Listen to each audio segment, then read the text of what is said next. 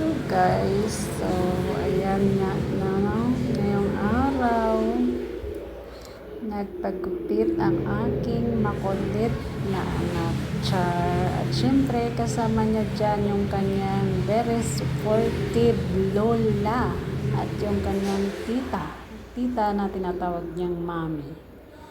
Lahat ng tita niyan guys, tinatawag niyang mami, Char. At kahit sa akin din guys, mami din siya.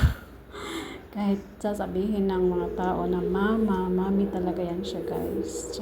Ganyan talaga siya. Hindi niya mapalitan kung ano yung gusto niya. Yan talaga yung gusto niya. So yun guys, no, after niya dyan magpagupit ng kanyang hair, pumunta ata siya sa Pizza ata yun guys. Nagmerienda siya doon sa Pizza Hut. So, ayan nga, tapos na siya nagpagkupit. So, ayan, nagmerienda na siya. At syempre, kasama niya pa rin dyan yung kanyang lola. Ayan. Sarap ng sip-sip niya. Wow, ayan. Pogi na yung gupit mo na. Ayan.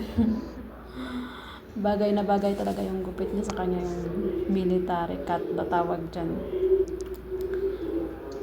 So, ayan, yung pinaka-favorite niyang kainin guys is yung pizza talaga yan. So, diba? Ayan.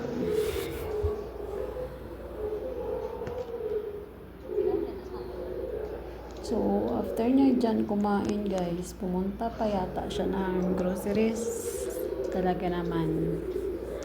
Maasahan na yung anak ko guys sa kasama-sama na siya sa kanyang lola niya mag-groceries guys. Dito na yun guys after niyang kumain, ayan, nandito na siya sa groceries. Ayan guys, siya yung bit niya yung basket guys. Tapos yung lola niya naman ay namimili.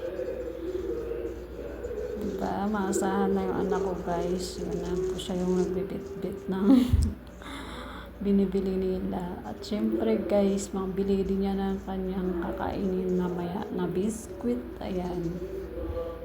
Tahimik lang yan guys. Hindi siya nangunguha kung ano guys. Kapag sinabi ng lola na wag yan, hindi niya rin kukunin guys. Ayan. Pero kaya yan guys, yung nagustuhan niya kasi talaga yung may mga chocolate.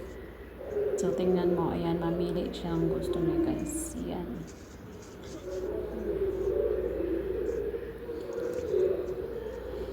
So, ayan, kapunin niya yan. Pero sinabi ata ng lola niya na wag yan, hindi yan masarap, Char. So ayan, binalik niya. So ayan. So hanggang dito na lang yun guys. Thanks for watching.